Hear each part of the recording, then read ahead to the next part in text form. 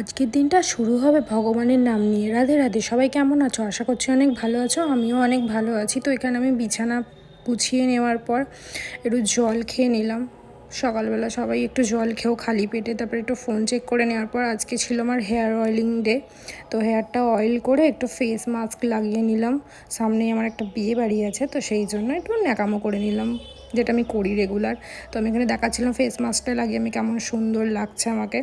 তো আর একটা বিকেলে শ্যুট ছিল, সেটা কমপ্লিট করে একটু বৃষ্টি পড়ছিল, একটু ভিজিয়ে নিলাম। নিয়ে তারপর সন্ধেবেলা খিদে পাচ্ছিল, তাই জন্য একটু পিৎজা বানিয়ে নিলাম। এখানে আমার একটা বোন এসেছিলো সাজতে, তো ওর চুলটা বেঁধে দেবো। তারপর আর দুটো বোন এসেছিলো, তাদেরকে একটু পিৎজা খাওয়ালাম।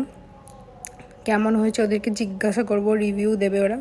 ওরা বলছে খুব ভালো হয়েছে, খুব ভালো হয়েছে। তো আমার পিৎজাটা দেখো, ওর সাথে বকতে আমার পিৎজাটা পুড়ে গিয়েছিলো, তো আমি সেটাই খেয়ে নিলাম। তারপর এখানে হরিনাম ছিল, তোমাদেরকে বলেছিলাম, তো সেখানেই যাচ্ছি সবাই মিলে, বোন বৌদি। আর এখানে আমার পাগল ভাইপোটা দিনরাত দুষ্টুমি করে বেড়ায়, এরকম করছে। তারপর এখানে খাওয়ার টেবিলে আমরা লাইন দিয়ে দাঁড়িয়ে পড়েছি। এখানে আমার বোন কিছু একটা কানে কানে বলছিল। তারপর এখানে দেখো খাবার চলে এসেছে, আলু ভাজা, ভাত, শাকের তরকারি, ডাল, পটল আলুও করেছিল, বাট আমি ওটা খাই না, তাই জন্য আমি নিইনি। তারপর শেষ পাতে চাটনি। তো আজকের ব্লগটা কেমন লাগলো জানিও। টাটা।